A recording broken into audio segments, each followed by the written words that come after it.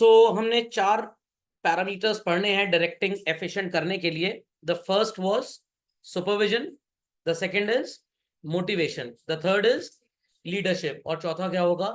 वार्तालाप, communication basically. तीतर के दो आगे तीतर, तीतर के दो पीछे तीतर। तो आपको इस सो कॉल्ड पिक्चरस रिप्रेजेंटेशन से नजर आ जाएगा जिस डायरेक्शन में पेरेंट जाएगा उसी डायरेक्शन पे ये बच्चे भी जाएंगे। But this doesn't hold true in today society.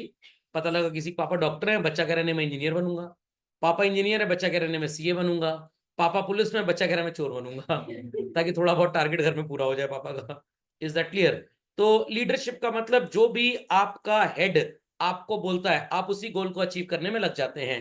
तो अगर उसने आपको अच्छी तरीके से मोटिवेट किया और आप उसकी बातों से बड़ा इम्पैक्टेड थे तो you can say that leadership is very very very good basically और पावरफुल और you can say result oriented as such. समझ में आ गया? चलिए, सो लीडरशिप की एक सिंपल सी डेफिनेशन है, ability of an individual to maintain good interpersonal relations with the followers. आपने बाबा रामदेव जी का नाम सुना होगा। तो उन्होंने योगा के बारे में इतना प्रोपेल किया, इतना प्रोवोक किया, लोगों को इतना समझाया, इतना ट्रेन किया कि लोगों के जीवन में योगा एक इंटीग्रल एक्टिविटी बन गया। यस और नो? ऐसे ही कुछ दलिद्र टाइप के भी लीडर्स हुआ करते थे। आपने बाबा रामदेव जी के अलावा, वो तो अच्छे हैं, आपने उनका नाम सुना होगा, राम रहीम। उसके बाद आपने आशाराम बापू नाम सुना होगा। तो थे तो ये भी लीडर, बट ये लीडर एकदम दलिद्र तरह के लीडर थे। Is that understood? Osama bin Laden भी लीडर थे, मोदी जी भी लीडर हैं, आपके टीचर्स भी आपके लीडर हो गए। तो any person who has the ability to so called motivate you and जो वो चाहता है वैसा आप कंट्रीब्यूशन अपने ऑर्गेनाइजेशन को देते हैं, that person is called as a leader and the process of doing these activities by that person is known as what? Leadership as such. समझ में आ गया? तो झटपट ये 2 लाइन की डेफिनेशन कॉपी कर लें। So what is the importance of leadership children? In short अभी समझ लीजिए, फिर एक्सपैंड करके समझाते हैं। अगर लीडर आपको कुछ प्रॉमिस कर रहा है कि भाई ऐसा करोगे तो ऐसा हो जाएगा, तो you will develop a confidence in your self. Is that clear? तो फॉर एग्जाम्पल, अगर आपकी मम्मी ने बोला बचपन में कि भाई बहुत मेहनत से पढ़ोगे तो जीवन में बहुत तरक्की करोगे, तो आपने कहा हमें क्या ज्यादा तरक्की करनी है, बस 12वीं के बाद शादी करा देना, काम खत्म। तो मम्मी कहेंगे उसके लिए थोड़ा पढ़ना लिखना पड़ेगा। जिस घर जाएं उस घर को स्वर्ग बनाएं और घर वालों को स्वर्गवासी, स्वर्ग जैसे घर के वासी। टीचर ने आपको कोई सो कॉल असाइनमेंट दिया, आपने कंप्लीट कर लिया, टीचर ने एक बहुत बढ़िया अप्रेजल रिमार्क आपको दे दिया, वेरी गुड, एक्सेलेंट, बेस्ट वगैरह वगैरह।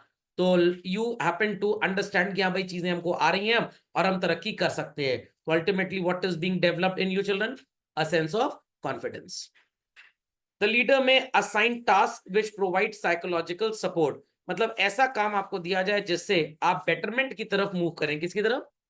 बेटरमेंट की तरफ। Is that clear? और जब आप उस टास्क को पूरा कंप्लीट कर लेंगे तो again what will happen? Confidence level बढ़ जाएगा। तो झटपट एक एक करके कॉपी करें, फिर मैं समझाता हूं आपको। Necessary guiding and inspiring employees.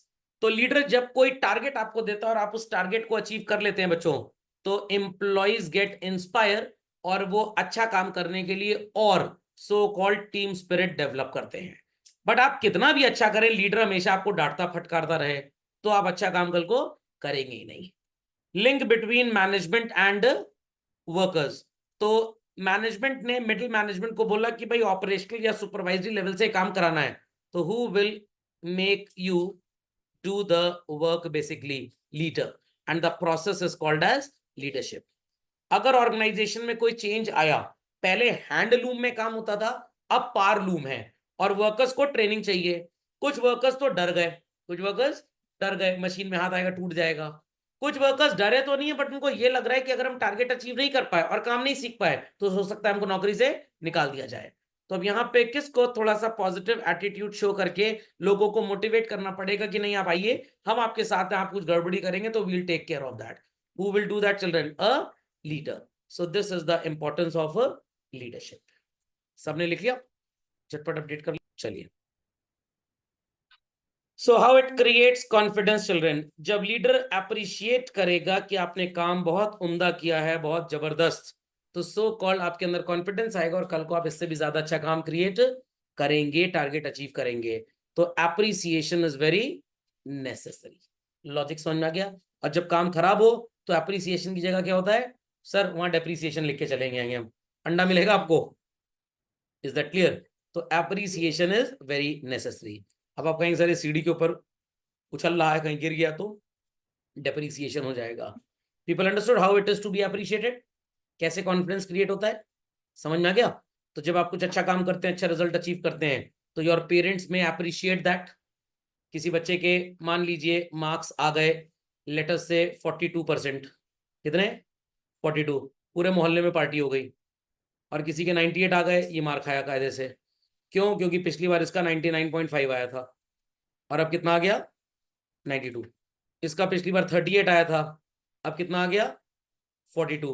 तो अप्रिशिएट इसका एफर्ट किया जाएगा।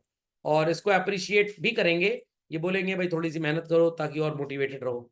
तो similarly in organisations, business organisations, जब वर्कर्स एम्प्लॉइज अपना टारगेट अचीव कर लेते हैं तो हम उनको उनके इंसेंटिव्स भी देते हैं। तो ये काम भी लीडरशिप के अंदर ही आता है। तो जब बार बार आपको इंसेंटिव मिलेगा तो आपके अंदर एक कॉन्फिडेंस बिल्डअप हो जाएगा कि भाई मैं इस ऑर्गेनाइजेशन में बहुत अच्छा परफॉर्म कर रहा हूँ, और उसी के बेसिस पे आपको प्रमोशन वगैरह मिलता है। तो appreciating the work doesn't mean कि सिर्फ ताली बजाई जाएगी, आपको मॉनेटरी और नॉन मॉनेटरी इंसेंटिव्स भी दिए जाएंगे। Is that clear? तो कहने का मतलब लीडरशिप तभी कंप्लीट होगा when it carries motivational execution. Motivational execution का मतलब आपको मोटिवेट तो किया काम के लिए, साथ में इंसेंटिव भी दिया। सिर्फ मोटिवेट किए जा रहे हैं, आपने टारगेट अचीव कर लिया, बदले में कुछ आपको मिला ही नहीं, ठेंगा मिला या एक 10 रुपए का चुरमुरा खिला दिया गया, क्या आप काम करना चाहेंगे? आप चुरमुरा मुंह पे मारेंगे उस मैनेजर के, लो तुम ही खा लो चुरमुरा पूरा, इसके साथ कागज भी खा लेना। Assign task and provide psychological support, ये कैसे होगा भाई? अगर आपने अपने एम्प्लॉय को कोई टारगेट दिया तो नेसेसरी लॉजिस्टिक्स आपको देने पड़ेंगे। फॉर एग्जांपल, आप चाहते हैं कि आपके बिजनेस में डिजाइन डिपार्टमेंट की बड़ी इंपॉर्टेंस है। लेट अस से you deal in so called garments, you deal in footwears, या मान लीजिए आपका आर्किटेक्चर है, तो भाई डिजाइन की बड़ी इंपॉर्टेंस है। अब आप चाहते तो हैं कि आपका एम्प्लॉय बहुत अच्छी डिजाइनिंग करे, बट अगर आपका एम्प्लॉय कह रहा है साहब मेरे को कंप्यूटर ले दीजिए जिसमें कम से कम i11 प्रोसेसर लगा हो और ऑटो कैड जैसा सॉफ्टवेयर हो। कैसा सॉफ्टवेयर हो? AutoCAD. Have people heard this name AutoCAD? नहीं सुना? Automated computer aided designing. Sir ये क्या होता है? ये आर्किटेक्ट, इंजीनियर्स, डिजाइनर्स वगैरह खूब यूज करते हैं। थोड़ा सा आप एफर्ट लगाएंगे, बाकी ये कर देगा काम। मतलब 20 साल पहले का एआई बोल सकते हैं आप। तो आज जब एआई वगैरह आ गया तो ये सब फर्जी टाइप के हो चुके हैं, इनका कोई काम नहीं है, बट किसी जमाने में चला करते थे। ओके, तो जैसे टेम्पलेट नहीं होता ऑटोमेटिकली डिजाइन क्रिएट कर देता है, तो वैसे ऑटो कैड में था। मान लीजिए आप ऑटो कैड यूज कर रहे हैं कंस्ट्रक्शन एक्टिविटी में, प्लॉट का साइज है 30 feet in with and 60 feet in so called length, और आपको यहाँ पे 3 बेडरूम का एक अपार्टमेंट बनवाना है। तो आप इसको छोटा सा इंस्ट्रक्शन दे दीजिए, इसकी टेम्पलेट ऑटोमेटिकली डिजाइन कर देगी। आजकल ये काम एआई करने लग गया है, बट पहले इंजीनियर्स इसको यूज किया करते थे। तो भाई उसकी एफिशिएंसी तो तब बढ़ेगी जब उसके पास वैसा एप्लीकेशन होगा। जब उसके पास उस तरह का मटेरियल ही नहीं है, क्या वो टास्क असाइंड कंप्लीट कर पाएगा? नो। तो यहाँ पे प्रॉब्लम एम्प्लॉय की नहीं है, यहाँ पे प्रॉब्लम किसकी है? Employer failed to provide necessary material. अब मटेरियल सपोर्ट क्यों लिखा है? मटेरियल सपोर्ट का मतलब जो इसको मशीनरी, इसको लॉजिस्टिक्स, इक्विपमेंट्स, ये सब चाहिए। सिर्फ सपोर्ट होगा तो आप मॉरल सपोर्ट भी समझ सकते हैं इसको, तो मॉरल सपोर्ट की बात नहीं कर रहे, यहाँ लॉजिस्टिक्स की बात की जा रही है। ठीक है? जोमेटो इंश्योर करना चाहता है कि सेफ डिलीवरी मिले, तो भाई उसके लिए क्या वो बैग के अंदर खाना रख के डिलीवर करना सेफ होगा? पता लगा मटर पनीर मसाला आ रहा था और ग्रेवी पूरी बैग में चू गई, अब रोटी के साथ चाटे जा रहे हैं लोग बैग, तो ऐसा तो होगा नहीं। तो प्रॉपर बॉक्सेस में पैक किया जाएगा। और जोमेटो इज नॉट श्योर कि रेस्टोरेंट की पैकिंग कैसी होगी, तो वो अपना सेलो टेप भी प्रोवाइड कर देते हैं कि भाई इस टेप से पैक करें, तो उससे एक तो जोमेटो की ब्रांडिंग हो जाएगी और दूसरा security and safety of the package हो जाएगा। अभी मार्केटिंग में ये सब चीजें और दिव्य तरीके से आपको बताई जाएंगी। नहीं समझे लोग? समझ में आ गया? समझ में आ गया भाई? चलिए, नेसेसरी गाइडेंस चिल्ड्रन, ये कैसे होगा sir? The work is to be done but how it is to be accomplished ये बताना पड़ेगा एम्प्लॉय को। बचपन में जब आप बहुत छोटे थे और आप पानी तक नहीं पी पाते थे, तो मम्मी ने आपको एक सिपर जैसा कुछ लेके दिया था, और आप सिपर से छोटे भाई बहनों के साथ होली भी खेलते थे। जब कान के नीचे 2-4 कंटाप पड़ी, नेसेसरी गाइडेंस मिल गया आपको, तब आप समझ गए कि सिपर से पानी कैसे पीना है। So a new type of machine is purchased. इस मशीन को कैसे चलाना है ये बात आपको ट्रेनिंग डिपार्टमेंट बता देगा। एल्स अगर आपने मशीन को ठीक से इस्तेमाल नहीं किया, your leader fails to provide you true leadership. खोपड़े में बात गई कि नहीं गई, समझ में आ गया? जैसे जब कंप्यूटर्स नए नए आए थे तो लोगों को समझ में नहीं आता था कि भाई इनको इस्तेमाल कैसे करना है। स्टार्टिंग में जो कंप्यूटर्स आए बच्चों, विंडोज 95 एंड ऑल दैट, पता है कंप्यूटर ऑफ कैसे होता था? जैसे ट्यूबलाइट ऑफ होती है, सीपीयू में ऑन ऑफ का स्विच लगा होता था, आप ऑफ कर देते थे तो ऑफ हो जाता था। बट आजकल क्या कंप्यूटर ऐसे ऑफ होता है? आप बटन दबाएंगे फिर स्टार्ट हो जाएगा वो। ये एटीएक्स कैबिनेट होती है, what? ATX power supply basically. तो वो रीसेट होता है, स्टार्ट होता है हार्डवेयर से, बंद हमेशा सॉफ्टवेयर के थ्रू ही होगा, तो आपको शट डाउन करना पड़ेगा। तो ये बात एम्प्लॉय को सिखानी पड़ेगी। अगर नहीं सिखाएंगे और वो बटन से ऑन ऑफ कर देगा तो कुछ फाइल्स करप्ट हो जाएंगी, प्रॉपरली क्लोज नहीं हो पाएंगी, और फिर जब आप कंप्यूटर ऑन करेंगे तो आपका डेटा लॉस हो चुका होगा। तो ये ट्रेनिंग आपको देनी पड़ेगी, नहीं समझे? बट आजकल के कंप्यूटर्स काफी एडवांस हो गए, जितनी भी जाहिल तरीके से आप इस्तेमाल करें वो प्रैक्टिकली खराब होता ही नहीं है, क्योंकि बैकअप सपोर्ट रहता है उसके अंदर। क्योंकि पता है कंप्यूटर बनाने वाले को हिंदुस्तान की जनता कितनी गवार है। ओके, तो necessary guidance is to be given. मान लीजिए आपके घर में कोई मेड आई, कुक आई मतलब, और मम्मी उससे खाना बनवा रही थी। अब एफिशिएंसी बढ़ाने के लिए मम्मी ने एक राइस कुकर खरीद लिया। अब पता लगा वो कड़छी चली राइस कुकर के अंदर चलाने, तो जो राइस कुकर की कोटिंग थी एक्रेलिक की, वो कोटिंग खराब हो गई और राइस कुकर पूरी तरह से ध्वस्त हो गया। तो मम्मी को उसको गाइडेंस देना पड़ेगा कैसे इस ऑटोमेटेड कुकर को यूज करना है, तभी वो झटपट बढ़िया क्वालिटी का काम कर पाएगी। टूल्स कैसे यूज होने हैं एक वर्कशॉप में, अगर आपको नहीं पता टूल को कैसे इस्तेमाल करना है तो आप गलत तरीके से उसको हैंडल करेंगे और हो सकता है इक्विपमेंट या मशीन जिस पे आप काम कर रहे हैं वो टूट जाए। नहीं समझ में आई बात? समझ में आ गया? जैसे एक छोटा सा एग्जांपल लेते हैं, कार पेंटिंग बूथ है। अब जो पेंट करने वाला एम्प्लॉय है उसको तो पता है काम कैसे करना है, एक नया असिस्टेंट आया। तो अगर कभी आप गए हो इस तरह की जगहों पे, तो जो गन होती है जिससे पेंट करते हैं, स्प्रे गन, उसमें एक फिल्टर लगाया जाता है, कपड़ा लगाया जाता है, और फिर पेंट को पोर किया जाता है। क्यों? क्योंकि डायरेक्ट अगर पेंट को डाल देंगे हो सकता है कोई इंप्योरिटी गन के अंदर चली जाए और स्प्रे नोजल में फंस जाए। तो अब ये एक्सपीरियंस की जरूरत है। तो सीनियर पेंटर जो होगा वो अपने जूनियर को बताएगा कि भाई ये देसी हिसाब किताब है, तुम एक कपड़ा ले लो, सूती कपड़ा, वॉट इट क्लियर? पता लगा वो कपड़े या प्लास्टिक लगा दिया, अब पेंट जा ही नहीं रहा नीचे। तो सूती कपड़े में तो पोर्स होते हैं, तो उसके थ्रू पेंट जाएगा और जो इंप्योरिटीज होंगी वो ऊपर रह जाएंगी। तो here he happened to give what? Necessary guidance basically. समझ में आ गई बात? मान लीजिए आपके घर में व्हाइट वॉश होना है, और जैसे अभी हमारे घर में हो तो एक दीवार पे काफी सीलन आती थी, तो जहां से पेंट आया तो उसने बताया कि पहले आप ये ट्रीटमेंट करवा लीजिए वॉल का, एक पर्टिकुलर केमिकल लगवा के, तो सीलन नहीं आएगी। तो उसको समझाया गया कैसे इस्तेमाल करना है, तब जाके उसने यूज किया और सीलन चली गई। नहीं समझ में आया? तो लीडरशिप में गाइडेंस अगर सही होगा तो एम्प्लॉय का आउटपुट भी डेफिनेटली बढ़ जाएगा। लाइक टीचर्स के ट्रेनिंग प्रोग्राम जो बीएड वगैरह होते हैं, जब ये मॉक टीचिंग करते हैं, मतलब आप इसको बोल सकते हैं ट्रेनिंग टीचिंग, तो इंस्ट्रक्टर बैठा होता है और बताता है कि तुमने गलती कहां पे की। बेसिकली लॉजिक समझ में आ गया? नहीं समझे बात को? समझ गए? चलिए, डेवलपिंग टीम स्पिरिट, ये सर क्या सबको स्पिरिट पिला देंगे? नहीं नहीं नहीं, सब मर जाएंगे।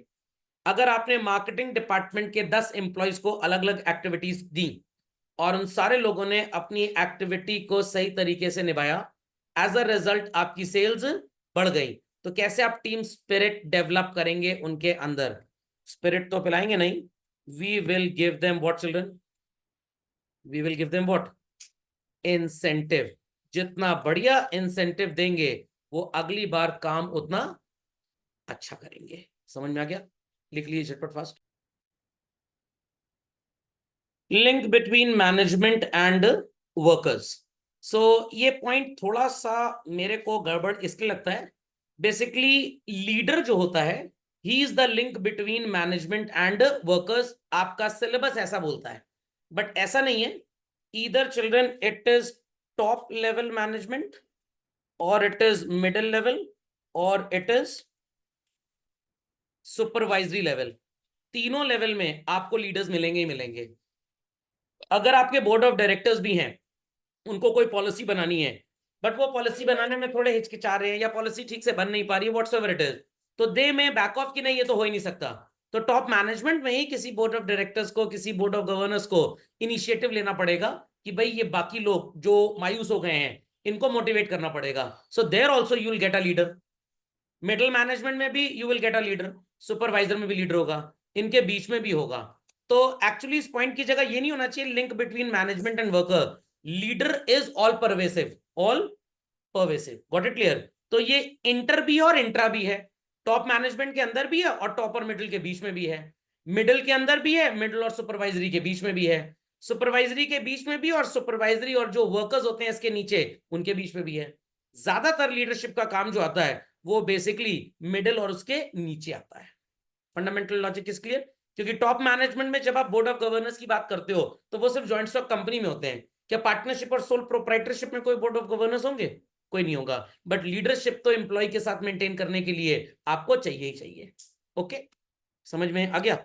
सो if some employee has done a commendable job, excellent job, तो कौन बताएगा टॉप लेवल को कि इनका प्रमोशन होना है? Only the supervisor. तो वो जो सुपरवाइजर इंचार्ज है वो मोटिवेटर का काम भी करता है, वो लीडर का काम भी करता है, वो एक तरह से इनके लिए सेमी डायरेक्टर का भी काम करता है.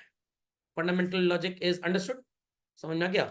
मान लीजिए कि भाई किसी यूनिवर्सिटी में रूल बन गया कि भाई जो स्टूडेंट यूनिवर्सिटी को नेशनल लेवल पे रिप्रेजेंट करेगा हम उसे स्कॉलरशिप देंगे. What scholarship? एक स्टूडेंट था मिस्टर एक्स जिसने यूनिवर्सिटी को नेशनल लेवल पे रिप्रेजेंट किया एंड लेटर्स से सिल्वर मेडल जीत के भी ले आया.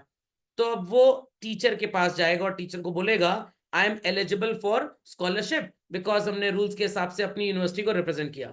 Teacher of the university is associate professor या प्रोफेसर, कुछ भी आप बोल रहे हैं, वो फिर डीन के पास जाएगा जो डिसिप्लिनरी होगा. फिर उसके बाद वो chancellor, vice chancellor, sorry vice chancellor और चांसलर के पास जाएंगे और रेकमेंड करेंगे कि भाई इनको स्कॉलरशिप दी जाए. फिर मीटिंग में इनका एजेंडा रखा जाएगा और फिर इनकी स्कॉलरशिप ग्रांट हो जाएगी. समझ में आ गया? तो इसको देखकर दूसरे स्टूडेंट्स भी थोड़ा मोटिवेटेड होंगे कि भाई हमको भी ऐसा कुछ काम करना चाहिए. समझ में आ गई बात कि नहीं आई? कंफर्म? चलिए, copy the point. Ensures required changes. अब ये क्या है? ऑर्गेनाइजेशन में there is a change. Machine change हो गई, काम करने का तरीका चेंज हो गया, सिस्टम चेंज हो गया. पहले अकाउंटेंट्स काम किया करते थे अंडर वैट सिस्टम. कौन सा सिस्टम? सरकार ने वाट लगा दी सिस्टम की और नया आ गया व्हाट? जीएसटी. अब यहां पे GST system is practically different from VAT. VAT was practically all offline system and GST is practically all online. तो employ have to go for training. Employ को क्या लग रहा है अगर मैं नहीं सीख पाया, काम ठीक नहीं हो पाया तो मेरे को नौकरी से निकाल दिया जाएगा. तो अल्टीमेटली इसके मन में एक डर आ जाएगा. तो ये लीडर को इंश्योर करना पड़ेगा कि इसके मन में किसी भी तरह का डर ना. नहीं समझे बात को? समझ में आ गया? पक्का? चलिए लिख लीजिए. और many a time it happens कि एम्प्लॉय तो बहुत अच्छा है. लेट अस से हम मिडिल लेवल की अगर बात करें बच्चों, तो मिडिल लेवल के नीचे हमारे पास कौन सा लेवल आता है बच्चों? Supervisory level. सुपरवाइजरी लेवल में हमारे पास एक पर्सन है whose name is mister Z and he has to manage 50 workers underneath him. तो जेड बहुत बढ़िया सुपरवाइजर है, अच्छा मोटिवेट भी करता है. बट अगर कोई वर्कर कोई बिना बताए छुट्टी ले ले, ऐसे आग बबूला हो जाता है जैसे जेड की बेटी से रिश्ता होना तो कैंसिल कर दिया उसने. और इतना सो कॉल्ड बुरा वाला बोल देता है कि नौकर कहता नहीं है तो मैं 4 दिन आऊंगा ही नहीं. तो अल्टीमेटली वर्क लॉस होगा. तो मिडिल मैनेजमेंट इस मिस्टर एक्स को एक्सप्लेन करेगा, देखो भाई लेबर जो होता है ना वो इसी तरह का होता है. तुम अगर ज्यादा समझ के उसको हड़काओगे अपना समझ के that if you are regular ये भी रेगुलर आए तो काम छोड़ना मंजूर समझेंगे बट रेगुलर नहीं आएंगे. तो इनको बेवकूफ बनाना पड़ेगा. क्या करना पड़ेगा? इनको प्यार से बहला के फुसला के बेवकूफ बना के काम करना पड़ेगा. नहीं समझे? जैसे बचपन में मम्मी आपसे होमवर्क कराती थी, मेला घुमाने ले जाएंगे, चिची ले देंगे, चॉकलेट ले देंगे, ठेंगा कुछ लेके देंगे. 10 चीज बोलती थे आप लेने को, मम्मी 4 लेके देती थी. Sir law of diminishing marginal utility पहले दिन से चल रहा था घर में. समझ में आ गया? डिमिनिशिंग रिटर्न्स हो रहे थे हमारे. तो इन दैट केस बट किसी तरह से शी ट्राइड टू एंश्योर कि भाई आपकी पढ़ाई लिखाई डिफिकल्ट हो रही है तो आप पढ़ाई को थोड़ा ज्यादा समय दे. तो this mister Z would ensure कि 50 वर्कर्स अपने आउटपुट में कमी ना होने दें. नहीं समझे बात को? समझ में आ गया? तो यहां पे रेकमेंड कर सकते हैं कि भाई अपनी कम्युनिकेशन स्किल्स को थोड़ा इंप्रूव कर ले. लिख लीजिए झटपट फास्ट. कोई क्वेरी है तो ask. Let's continue further. Leader की क्या क्वालिटी होनी चाहिए? एक तो सर लीडर की क्वालिटी होनी चाहिए उसकी शक्ल शाहरुख खान की तरह हो। शाहरुख खान की शक्ल जैसी आपको लगती है देखने में वैसी है नहीं, फ्रेम कट कर करके सारी झुर्रियां चेहरे की भरी जाती है, तब आपको शाहरुख खान मेरे छोटे भाई लगते हैं। एक्चुअली उनका चेहरा एकदम आपकी परदादी जी की तरह है। समझ में आ गया? बम्पर झुर्रियां हैं। तो will power and self confidence होना चाहिए। डर रहा है, नहीं नहीं नहीं, हमें इंप्लॉइज के सामने जाने से डर लगता है, क्या वो लीडर बन पाएगा? बिल्कुल नहीं। और लीडर की सबसे बड़ी क्वालिटी क्या होनी चाहिए? सामने वाले को बेवकूफ समझना है। क्या समझना है? बेवकूफ। Is that clear? He should have the capacity to do something new, to take an initiative. Decision making बड़ी स्ट्रांग होनी चाहिए। सिंपैथी का बड़ा भाई है एम्पैथी। अपने कोलीग्स और सबॉर्डिनेट्स के सो कॉल्ड प्रति एक नॉर्मल पोलाइट बिहेवियर हो।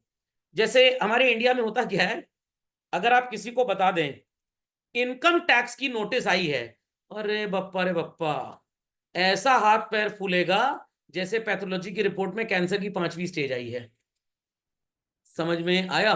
तो इनकम टैक्स से लोग बड़ा डर जाते हैं। क्यों डर जाते हैं? ऐसा हवा बना के रखा गया है।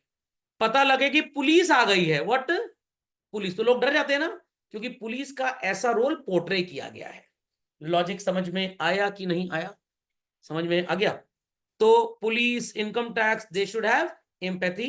इसीलिए हमारी प्रेजेंट गवर्नमेंट ने बोला 10 लाख रुपए तक की इनकम जिन लोगों की है, उनका इनकम टैक्स का जो रिटर्न फाइल होता है आईटीआर, जो आप डेटा सबमिट करते हैं, उसकी प्रोसेसिंग फेसलेस होगी। क्या होगी? Faceless.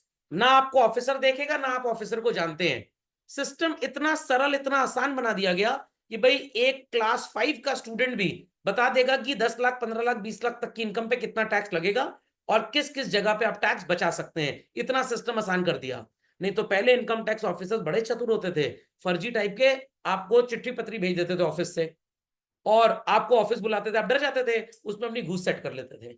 But now the system is automated and online. अब अगर कॉल भी करना है किसी इनकम टैक्स पे को, एसएससी को, तो ईमेल भेजना पड़ेगा और वो ईमेल ऑफिशियल चैनल से जाएगा। तो क्या कोई फर्जी ईमेल किसी को भेज सकता है? वो रिकॉर्ड में आ जाएगा कि भाई क्यों आपने कॉल किया, इसका रीजन देखिए।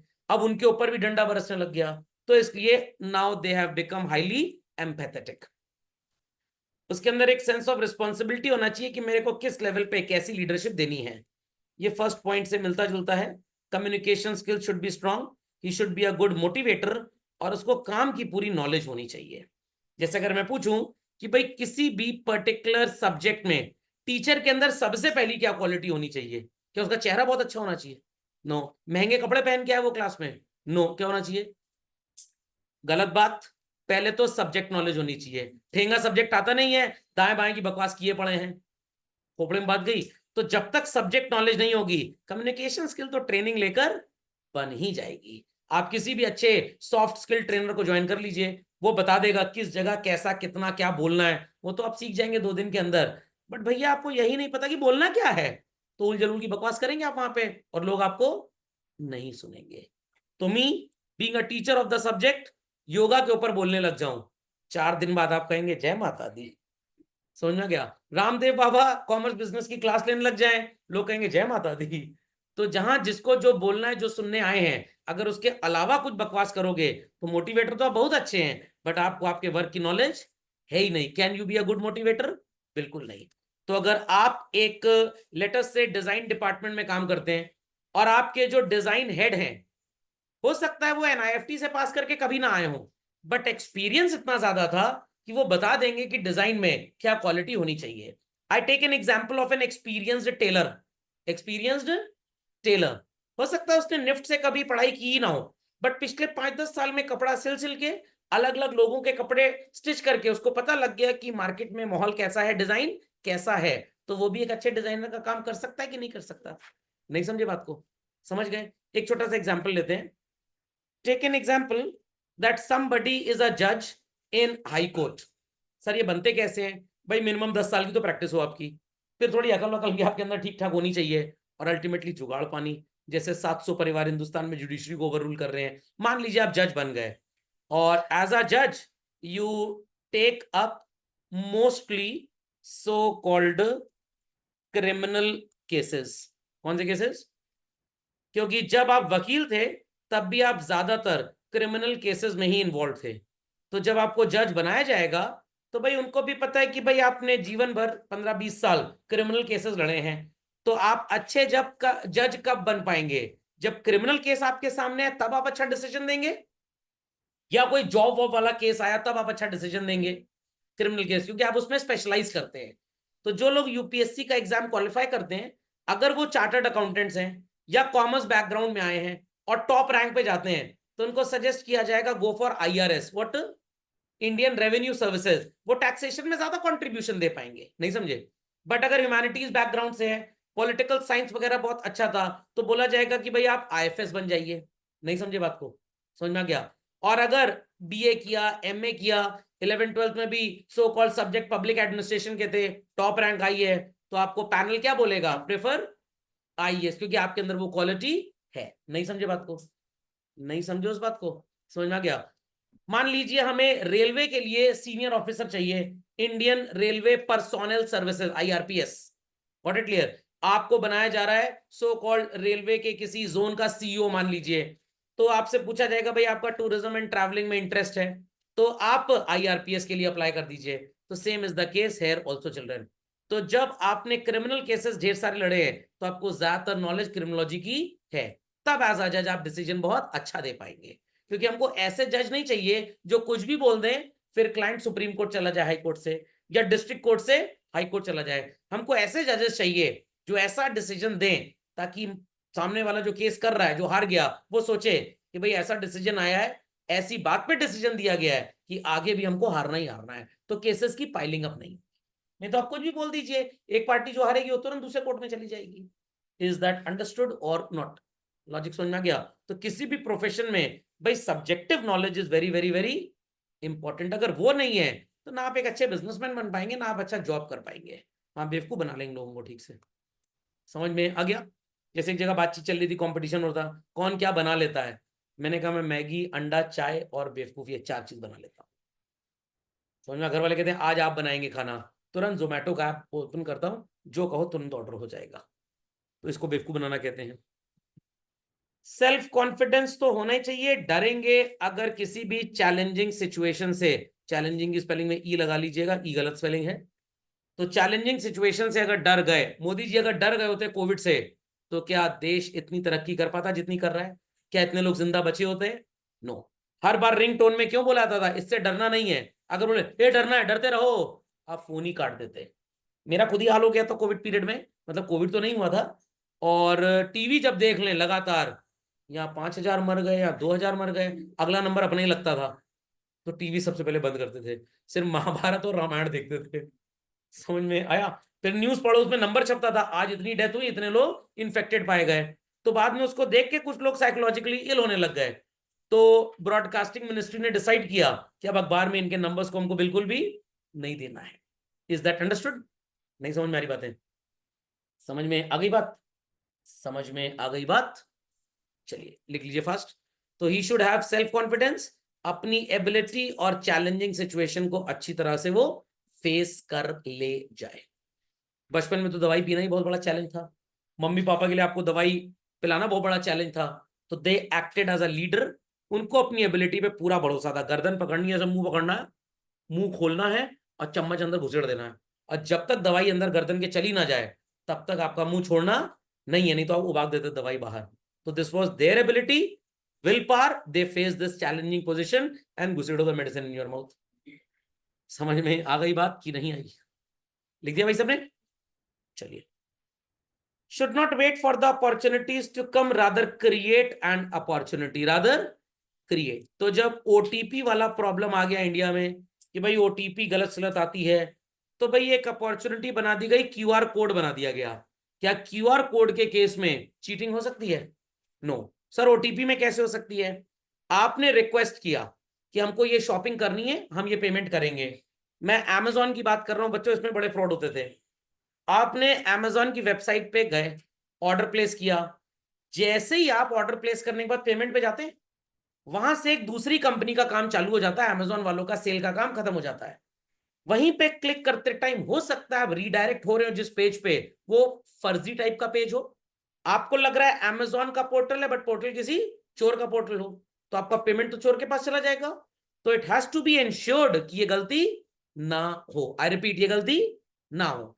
इसलिए अमेजोन वालों ने इनिशिएटिव लिया कि भाई पेमेंट पोर्टल हम खुद चलाएंगे। आई रिपीट, हम खुद चलाएंगे, किसी थर्ड पार्टी से हम इसको आउटसोर्स नहीं करेंगे। काफी कार्ड्स के फ्रॉड होते थे बच्चों। आप सो रहे हैं, सवेरे मैसेज आया 80,000 रुपए आपके बैंक से निकल गया। कैसे? कार्ड नंबर आपका लीक हो गया, किसी को मिल गया। अब कार्ड नंबर का जो सर सीवीवी है, ये कैसे पता रहेगा? 3 डिजिट का कोड होता है, 000 से लेकर 999 के बीच में ही कोई होगा। नहीं समझे? ढेर सारे लोगों को लगा दिया काम पे, जैसे जामतारा में था, कोड ढूंढो कोड ढूंढो। पता लगा आपका कोड मिल गया 421, कार्ड नंबर तो था ही। तो सर ये कार्ड नंबर कहां से पता लगते हैं? Suppose the bank is IDBI. IDBI कह रहा है हमारे पास इतने रिसोर्सेज नहीं है कि कार्ड का डेटाबेस हम मेंटेन कर पाए, तो एक्स सर्विसेज लिमिटेड को हमने ठेका दे दिया, भाई कार्ड इशू करने का काम आपका है, कार्ड को डिस्पैच आप करेंगे, कार्ड का पूरा हिसाब किताब आप रखेंगे। और मिस्टर एक्स यहां पे एम्प्लॉय थे, जिन्होंने 200 रुपए पर कार्ड के हिसाब से 1,000 कार्ड्स की इंफॉर्मेशन लीक कर दी। सिर्फ कार्ड नंबर लीक किया है, बाकी वो हैकर कह रहा है नंबर तो मैं ढूंढवा ही लूंगा। और वेबसाइट पे बार बार ट्राई करेंगे। वैसे तो रूल होता है 3 से 4 बार जब आप गलत कार्ड नंबर डायल करें कार्ड ब्लॉक हो जाता है, बट कुछ वेबसाइट पे ऐसी ब्लॉकिंग नहीं होती है। तो उन वेबसाइट्स पे हम आपके कार्ड डालेंगे। मैं देख रहा था वो सीरीज, तो उसमें एक बात दिखाई गई थी, तो मैं तो कार्ड यूज ही नहीं करता हूँ। किसी को पेमेंट करना भी होता है, use cheque, NEFT, internet banking. Why internet banking is secure? क्योंकि इंटरनेट बैंकिंग के केस में जो मेन सर्वर होता है वो बैंक के अपने प्रेमाइसेस में होता है, वो किसी थर्ड पार्टी से आउटसोर्स नहीं किया जाता। बाकी सारी सर्विसेज आउटसोर्स होती हैं, तो वो तो भाई आपका डेटा बेच ही देगा कहीं ना कहीं से जाके। नहीं समझे बात को? समझ में आ गया? तो यहाँ पे इनिशिएटिव लिया कुछ कंपनीज ने कि भाई हम अपने क्लाइंट की सिक्योरिटी के लिए अपना डेटा किसी को नहीं देंगे। तो आप भी सो कॉल्ड उस ऑर्गेनाइजेशन पे भरोसा ज्यादा करेंगे। People understood this? समझ में आ गया भाई? चलिए, डिसीजन लेना पड़ेगा और सिचुएशन के हिसाब से आप डिसीजन चेंज करें, समझ में आता है। बट लोगों के कहने से आपको अपना डिसीजन चेंज नहीं करना चाहिए, क्योंकि यहां पे हो सकता है कुछ लोग अपने किसी वेस्टेड इल इंटरेस्ट के लिए आपके डिसीजन को आपको चेंज करने को बोल रहे हैं, ताकि उनका फायदा हो और ऑर्गेनाइजेशन का नुकसान हो जाए। तो many a times it is said leader should take a decision after giving a number of thoughts, और एम्प्लॉय के कहने पे इसको चेंज ना करे, नहीं तो लीडर की पोजीशन काफी सो कॉल्ड सबऑर्डिनेट की तरह हो जाती है। Logic understood well? और many time it happens children की डिसीजंस कभी कभी गड़बड़ भी हो जाते हैं, बट कोई बात नहीं, कड़वा घूट जहर का पीना पड़ जाता है कभी कभी। Copied this point? Copied everybody? Copy कर लिया भाई? Quick quick quick.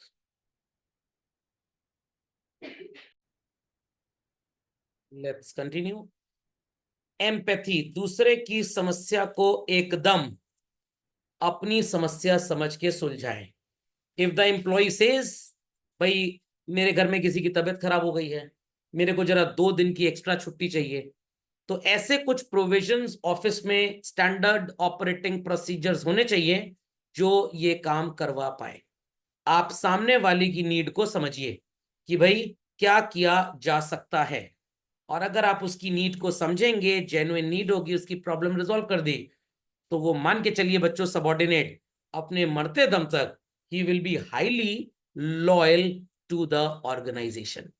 और अगर आपने उसकी जेन्युइन नीड नहीं समझी और हर दान भाईस पसेरी एक तरह के रूल में उसको तौल दिया, तो वो आपके ऑर्गेनाइजेशन की ईंट से ईंट बजा देगा। वो कभी भी कोई नया थॉट प्रोसेस आपके अंदर लाएगा ही नहीं। तो leader should have some sympathy factor. Sense of responsibility, sense of responsibility मतलब एक घुड़िया लेके नीचे लेट जाए, चलो मैं तुम्हें सपोर्ट किए हुआ हूं, ऐसा नहीं है। अगर कुछ रिजल्ट्स इन अप्रोप्रिएट आए तो he should take the responsibility. आप किसी यूट्यूब वीडियो को देखिएगा बच्चों, और वहां पे इंडिया स्पेस प्रोग्राम या इसरो फ्रॉम द स्टार्ट ऐसा कुछ टाइप करिएगा, तो विक्रम साराभाई जी का आपने नाम सुना होगा, father of Indian space so called बोला जाता है इनको। तो विक्रम साराभाई जी के सबऑर्डिनेट थे अपने एपीजे अब्दुल कलाम साहब। तो इन्होंने शायद जब पहला रॉकेट फायर किया था तो वो गड़बड़ा गया था। अब वो तो हेड थे, वो तो मैनेज कर रहे थे चीजों को। इंजीनियरिंग का काम तो एपीजे अब्दुल कलाम साहब और उनकी टीम कर रहे थे, तो गलती कोई तार वार जोड़ने में हो गई होगी। बट विक्रम साराभाई जी ने रिस्पॉन्सिबिलिटी अपने ऊपर ले ली कि भाई मेरे एम्प्लॉयज ने काम बहुत अच्छा किया, मेरे जो सबॉर्डिनेट्स थे, गलती हमसे प्लानिंग में हो गई, next time will see to it कि ऐसा नहीं होगा। बट जो सो कॉल्ड घटिया टाइप के लीडर्स होते हैं, दो कौड़ी के लीडर जिनको मैं बोलूंगा, ऐसे लीडर्स आपको हर ऑर्गेनाइजेशन में मिलेंगे, अच्छे ऑर्गेनाइजेशन में मिलेंगे और बेकार में भी। तो अच्छे ऑर्गेनाइजेशन में भी ये घटिया लीडर्स होते हैं, अगर सबॉर्डिनेट ने कोई गलती कर दी, सीनियर मैनेजमेंट के सामने उन्हीं को निपटवाने के लिए ले आते हैं। समझ में आ गया? उनको क्या लगता है कि इनको निपटवा दें, अपना काम हो जाएगा। बट अगर सीनियर मैनेजर पढ़ा लिखा है, अकल है उसके अंदर, सीनियर एम्प्लॉय के अंदर, वो समझ जाएगा ये जिसको लीडर बनाया है ये एक्चुअली लीडर बनने के लायक ही नहीं है। नहीं समझे बात को? नहीं समझे बात को? समझ में आ गया? तो अगर बच्चा कोई गलती कर रहा है, टीचर उसके पेरेंट्स से बोल दे अरे आपको बच्चा तो पढ़ना नहीं चाहता, बेकार है, पेरेंट घर जाके सूतना चालू, तो टीचर क्या बोलना पड़ेगा, भाई इस बार बच्चे ने अच्छा परफॉर्म नहीं किया, बट हमें पूरी उम्मीद है अगली बार अच्छा परफॉर्म करेगा। तो डांट भी दिया, समझा भी दिया, और माँ बाप की सुताई से बचा भी लिया। तो teacher is acting as a good leader, taking the responsibility. नहीं समझ में आई बात? नहीं समझ में आई बात? तो समझ लीजिए जो लीडर अपने सबॉर्डिनेट को सुपीरियर के सामने निपटवा रहा है, वो लीडर बनने लायक है ही नहीं। Is that clear? तो पहले क्या होता था, जब रेलवे एक्सीडेंट्स होते थे तो रेल मिनिस्टर खुद इस्तीफा देते थे। ठीक है, उन्होंने अपनी जिम्मेदारी समझी कि मैं इस लायक नहीं हूं, बट यहां पे प्राइम मिनिस्टर को कंसोल करना चाहिए, भाई आपका इस्तीफा देने और ना देने से एक्सीडेंट तो रुकने नहीं वाला। तो यहाँ पे हमको टीम को ट्रेन करना पड़ेगा। इस बात में मैं ममता बनर्जी जी की काफी तारीफ करूंगा। जब वो रेलवे मिनिस्टर थी तो उन्होंने इंडियन रेलवेज के ट्रैफिक डिपार्टमेंट को ये बात बोल दी थी, ट्रेन 10 घंटा लेट हो, 10 दिन लेट हो, कोई फर्क नहीं पड़ता, एक्सीडेंट नहीं चाहिए, चाहे 10 किलोमीटर की स्पीड पे ट्रेन चलानी पड़े। फिर कैट 3 सिस्टम, वो जो प्लेन लैंडिंग में यूज होता है, वो सब यूज हुआ। सर आजकल बहुत ट्रेन गिर रही है, तो ट्रेन आजकल लड़ तो रही है, बट कुछ वीडियो भी आ रहे हैं कि लोग वो पटरी पे ईटा ईटा बिछा दे रहे हैं। अब पता नहीं सही है कि फर्जी है, भगवान जाने। तो here if the railway minister takes the responsibility, भाई गलती मेरी है, तो ठीक है, उसने अपनी रिस्पॉन्सिबिलिटी ली, ट्रू लीडर थे कि मैं इस काम के लायक नहीं। बट यहाँ पे पीएमओ की रिस्पॉन्सिबिलिटी क्या बनती है, प्राइम मिनिस्टर ऑफिस की, कि भाई उनको इस पोजीशन से अगर उन्होंने रिस्पॉन्सिबिलिटी ली कि हमको हटना है, तो उसको कोई दूसरा पोर्टफोलियो दे दिया जाए। नहीं समझे बात को? समझ में आ गया? तो many times I have observe, आपने भी नोटिस किया होगा, काफी आईपीएस ऑफिसर्स होते हैं, और अगर ये किसी कुख्यात मुजरिम को नहीं पकड़ पाते, समझ में आ गया, तो मैक्सिमम टाइम इनको एक अच्छे थाने से हटा के ट्रेनिंग डिपार्टमेंट में भेज दिया जाता, जाओ सड़ो तुम यहाँ पे जाके। क्या ये सही चीज थी? नो। तो यहाँ पे जो सीनियर आईपीएस ऑफिसर था, डीजीपी लेवल के जो लोग होते हैं, उन्होंने ठीक से काम नहीं किया। तो कभी भी आप लीडर बने तो जो भी गलती हुई, काम आपके थ्रू दिया गया था, आई अंडरस्टैंड कि आपके सबऑर्डिनेट ने गलती की है, उसको निपटवाना नहीं है लाके, ये लीडर का अच्छा रोल नहीं है। आपको अपने सुपीरियर को बोलना है कि जो मेरा सबऑर्डिनेट था, जो काम हमको करवाना था, वो नहीं कर पाया, तो कहीं ना कहीं हमसे गड़बड़ी हो गई, विल सी टू इट कि अगली बार ये गड़बड़ी ना हो। और सर वो हमारा सुपीरियर हमको निपटा दे, तो वो भी सुपीरियर के लायक नहीं है फिर। नहीं समझे बात को? पक्का? चलिए, अदर कम्युनिकेटिव स्किल्स कैसे होनी चाहिए, कुछ बोले समझ में नहीं आ रहा, तो जो भी बोले वो साफ साफ सुनाई पड़े।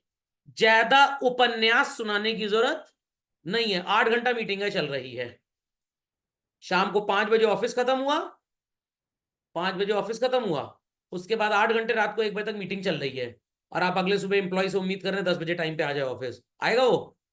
बिल्कुल नहीं आएगा। एंड जो बोले एकदम नपा तुला बोले, दाएं बाएं की बात करने की जरूरत नहीं है। Logic understood well?